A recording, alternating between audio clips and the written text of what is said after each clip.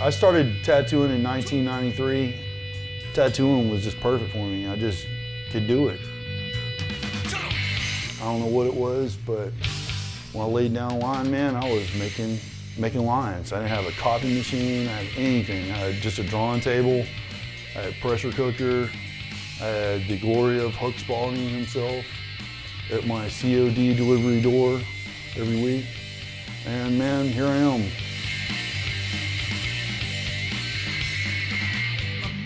I went and learned under a famous and wonderful person. Her name is Jackie Gresham.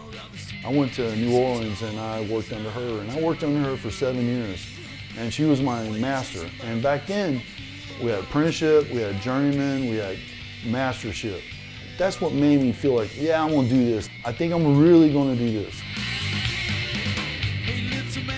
I understood what it meant. I got yelled at, I cleaned up things, I did things that you couldn't imagine. You know, slept in my car. I didn't really have to necessarily, but I did those things. And I suffered, man, so I can become what I am today. I don't know if there's a lot of people out there like myself that will still take on an apprentice anymore and understand what it means to suffer for the knowledge that you get. And it took me 3 years to look in the mirror and say, hey, you're a tattoo artist, you know? The horse was like, you know, the magazine we found in our dad's or our uncle's garage. And it had, you know, of course it had like women there, maybe it was topless, and we were probably looking at that, but they had those cool motorcycles in there, you know? And that's all I ever wanted to do when I was a kid, was ride a motorcycle. And one of these days I'm gonna ride my own chopper, man. I'm gonna be one of those guys. I'm gonna be a big tough guy with a beard and, you know, an angry look on my face, and then have some hot little mama on the back of my bike, man, just blowing through town, you know? Man, I read everything in every issue, and I would get a magnifying glass out, looking at it, studied everything I could. I decided that maybe writing would be something for me. I can write music, I can write lyrics, so maybe I should write articles. I met up with Crystal in Daytona, and we went to Willie's Chopper Show, and lo and behold, Excess Speed was there. Because like, look, man, I've been writing for this one rag for a while. I would like to submit articles to the horse. And he said, well, that's cool, because I'm about to retire. You know, get in just building bikes mainly and playing music.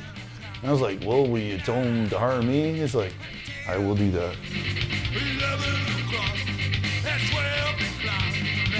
And it's been probably one of the most enriching things in my life that I've just walked into, because I got to do something, I got to return the favor, you know. I was able to find people that could not, you know, get into a magazine or show their things, you know, that they were doing with their bikes and all that. I was able to go out there and find those guys. I still stay with the same premise. I still try to find the guys out there that are just now doing it or finding success, that big sparkle in their eye.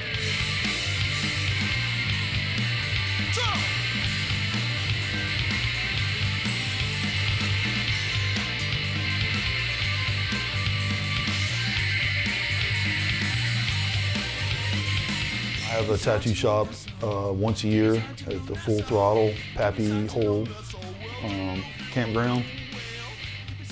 That place is called Rock and Roll Tattoos. Now, I did it the first time last year, and I liked it so much I decided I want to do that here in Mississippi. So I decided that I would close down my long-running shop, TNT Tattoo, and I would start Rock and Roll Tattoo. I'd start a home.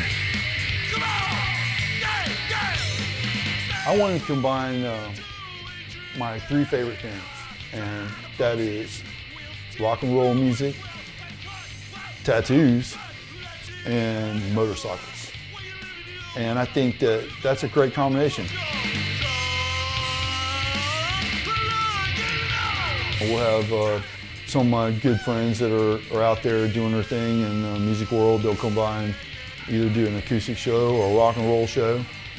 We're going to do artwork there on a regular basis. So we're not going to do like your aunt's watercolors, but if your aunt does her watercolors on fire, then we'll do them there. So we're going to do off-the-cuff type things.